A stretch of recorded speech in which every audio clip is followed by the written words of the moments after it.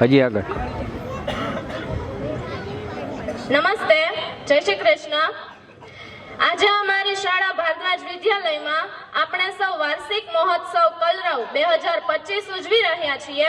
ત્યારે બાળકોના જીવનમાં શાળાનું શું મહત્વ હોય છે તે તમે બધા જાણો જ છો. છતાં પણ હું મારા શબ્દોમાં થોડું કહીશ તો તમે બધા શાંતિપૂર્વક સાંભળો એવી મારી નમ્ર વિનંતી. વિદ્યાની દેવીમાં સરસ્વતીના ચરણોમાં વંદન કરી હું શરૂઆત કરીશ બાળકોથી. અહીં ઉપસ્થિત બાળકો તથા તેમની પાછળ અથાગ પરિશ્રમ કરનારા શિક્ષકો અને શિક્ષકોને પૂરું સામર્થ્ય અને સહયોગ પૂરો પાડનારા સંચાલક શ્રી સિદ્ધરાજ સર અને અહીં જે સુંદર મજાનો રંગારંગ કાર્યક્રમ થઈ રહ્યો છે તેના સહભાગી અને સાક્ષી થઈ રહેલ આપ સર્વે આમંત્રિત મહેમાનો અને વાલીશ્રીઓને આસ્થા હીરપ્રાના વંદન.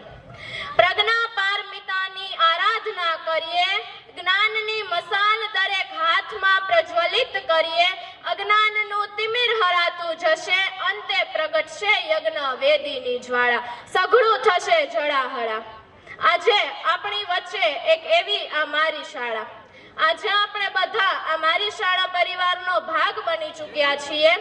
આજે આપણે બધા એક એવા વિશાળ વટવૃક્ષનું નાનકડું પર્ણ, નાનકડી કુંપણ બનવા જઈ રહ્યા છીએ જે દિવસે ને દિવસે, ક્ષણે ને ક્ષણે ફૂલતો ફાલતો રહેશે, ઉગતો રહેશે, વિકસતો રહેશે અને આ સમાજને હરિયાળી છાંવ પૂરી પાડતો રહેશે.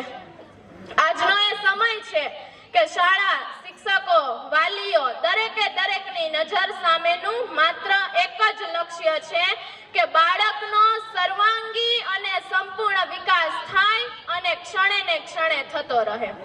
જ્યારે બાળક પોતાનું પ્રથમ ડગલું શાળામાં માંડે છે ત્યારે તેની અંદરની ધૂનનો ગણગણાટ કંઈક એવો હોય છે કે સૂર નથી પણ સૂરનો ઉઘાડ છું હું, ભાષા ન ઓળખે એ શબ્દનો પ્રકાર છું હું, ચટ્ટાન તોડીને માર્ગ કાઢીશ જરૂર, ધીમા છતાંય સતત બિંદુનો પ્રહાર છું હું. કુમકુમ અક્ષતે બધા વધાવજો હવે, જે ભાગ્ય ફેરવી શકે એ સવાર છું હું. મારામાં આથમીને ઉગી શકે છે બધું, એ પૂર્ણતા તરફનો પૂર્ણ વિકાસ છું હું. આ દરેક બાળકની અંદરના કંઈક સૂર રહેલા હોય છે. દરેક બાળક જ્યારે જન્મે છે ત્યારે ઈશ્વર કોઈને ખાલી હાથે નથી મોકલતા. દરેક બાળકની અંદર નાનામાં નાનો એક વિચાર બીજ રહેલું હોય છે. વાલી, શાળા, શિક્ષકો એ દરેકના સંમિલિત જવાબદારી છે કે બાળકને ખોલીને જોવે કે એની અંદર કયું વિચાર બીજ રહેલું છે. આ શાળા એક એવું ઉપવન છે જ્યાં દરરોજ સવારે બાળક આવે છે, પોતાનું ઈચ્છિત વિચાર બીજ વાવે છે અને વાલી, શાળા, શિક્ષકો સાથે મળી એ વિચાર બીજને ખાતર પાણી આપે છે, એ વિચાર બીજનું જતન કરે છે.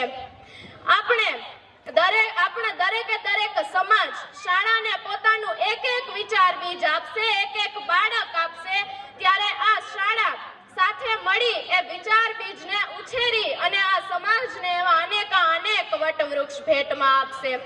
ભવિષ્યમાં આપણી પાસે તૈયાર હશે એક એવી વર્તમાન પેઢી જે સમગ્ર વિશ્વમાં ભારતનું નામ રોશન કરી શકશે. આપણી પ્રાચીનતમ સંસ્કૃતિની સાથે રાખીને આપણે શિક્ષણને ઝળહળતું રાખવાનું છે. આપણી પ્રાચીનતમ સંસ્કૃતિની ગરતાળને પણ જાળવી રાખવાની છે અને આ આધુનિક ટેકનોલોજીની ઊંચાઈઓને પણ આંબવાની છે. આપણે વાલી, શાળા દરેકની એ જવાબદારી બને છે કે જ્યારે બાળક પોતાની કેડી કંડારી અને આગળ વધી રહ્યું હોય ત્યારે તેનો માર્ગ સર્વોત્તમ ટેકનોલોજીથી સુસમૃદ્ધ હોય અને તે બંને માર્ગની બંને બાજુ એ હરિયાળા વૃક્ષોની છાયા પણ હોય. આપણે આપણા બાળકને એ યોગ્ય બનાવવાના છે કે એ જ્યારે સમાજમાં જાય ત્યારે સ્વ, કુટુંબ, શાળા દરેકનું આખા રાષ્ટ્રમાં નામ રોશન કરી શકે. આપણે દરેકે પંચમહાભૂત જેવું નૃત્ય શુદ્ધ, બુદ્ધ અને મુક્ત એ આ બાળકો છે. આપણે દરેકને તેના ચારિત્ર્યને, તેના માનસ પટને એક શુદ્ધતા અર્પવાની છે. શિક્ષણને હદે આગળ લઈ જવાનું છે કે તે બુદ્ધતા અને પ્રબુદ્ધતામાં પરિણમે. આપણે દરેકે કૃષ્ણ જેવા સારથી બનવાનું છે. આપણા દરેક બાળકો જ્યારે અર્જુન જેવા સંવાદન સંપૂર્ણ ધનુર્ધર બનવાના માર્ગ પર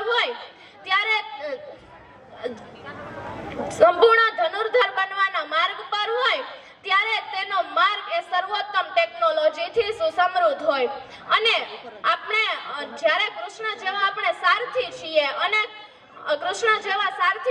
અર્જુન જેવા આપણી સાથે પથદર્શકો છે, ત્યારે ગીતાજી ખાતરી આપે છે કે યત્ર યોગેશ્વરઃ કૃષ્ણો યત્ર પાર્થો ધનુર્ધરઃ તત્ર શ્રી વિજયોર ભૂતિર ધ્રુવા નેતર મતિર મમઃ. જ્યાં સનાતન શ્રી વિજય, નીતિ, મતા અને લક્ષ્મી છે એવું મારું વચન છે. આપણા દરેકની આંખોમાં આપણા બાળકો માટે કંઈક ને કંઈક સ્વપ્નો રહેલા હોય છે. આપણે આ સવારે ઉઠીએ ત્યારે આપણે આપણા બાળકોને કહેતા હોઈએ છીએ કે તારી ટમટમકતી આંખોમાં મારે એક સપનું ભરવું છે, તારી નવી ફૂટેલી પાંખોમાં મારે એક સપનું ભરવું છે. અસ્તુ. વંદે માતરમ.